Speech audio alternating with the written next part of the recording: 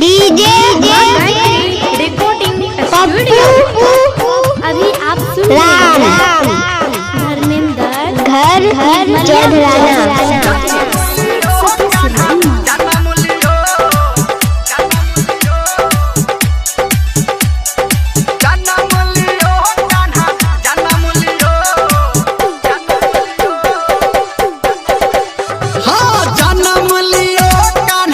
जन्म लियो गाओ बधैया कान्हा जन्म लियो जन्म लियो कान्हा जन्म लियो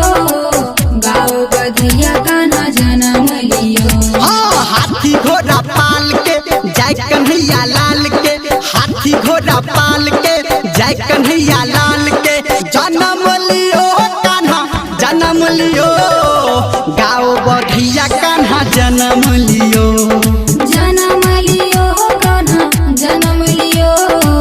गाओ बधैया कान्हा जन्म लियो।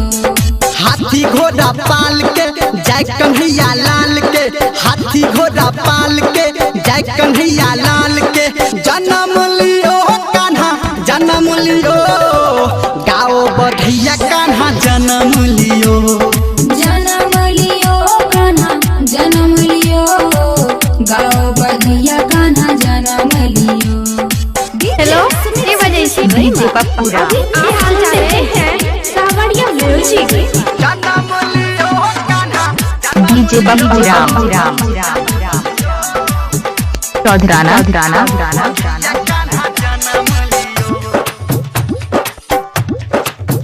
हाँ झूमे है देखो आज गोकुल नगरिया आया यशोदा घर जब से सावरिया आया यशोदा घर जब से सावरिया झूमे है देखो आज गोकुल नगरिया आया यशोदा घर जब से सावरिया जन्म लियो कान्हा जन्म लियो गाओ बधैया कान्हा जन्म लियो जन्म लियो कान्हा जन्म लियो गाओ बधैया कान्हा जन्म लियो।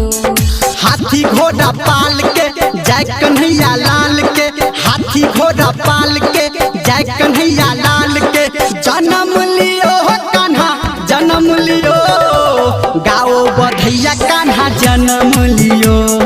जन्म लियो कान्हा जन्म लियो गाओ बधैया कान्हा जन्म लियो। डीजे सुमित पप्पू राम का कॉन्टैक्ट मोबाइल नंबर 8447697003। हेलो ये बजे छी डीजे पप्पू राम ये हाल चाल है हाँ नंदू बाबा के दर आया खुशियाँ हाली जैसे आया हो घर में दिवाली जैसे आया हो घर में दिवाली नंदू बाबा के दर आया खुशियाँ हाली जैसे आया हो घर में दिवाली जन्म लियो कान्हा जन्म लियो गाओ बधैया कान्हा जन्म लियो जन्म लियो कान्हा जन्म लियो गाओ बधैया कान्हा जन्म लियो। हाँ हाथी घोड़ा पाल के जय कन्हैया लाल के हाथी घोड़ा पाल के जय कन्हैया लाल के जन्म लियो कान्हा जन्म लियो गाओ बधैया कान्हा जन्म लियो जन्म लियो कान्हा जन्म लियो गाओ बधैया कान्हा जन्म लियो। डीजे धर्मेंद्र निर्मलिया राम घर चौधराना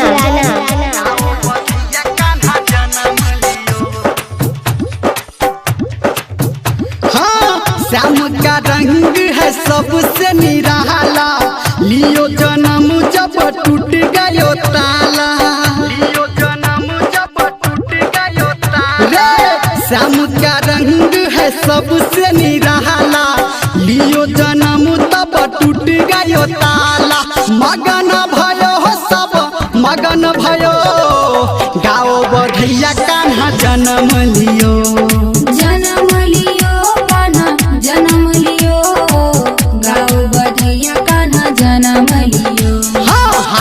घोड़ा पाल के जय कन्हैया लाल के, हाथी घोड़ा पाल के जय कन्हैया लाल के। जन्म लियो हो कान्हा जन्म लियो, गाओ बधैया कान्हा जन्म लियो। जन्म लियो कान्हा जन्म लियो, गाओ बधैया कान्हा जन्म लियो। डीजे पप्पू राम।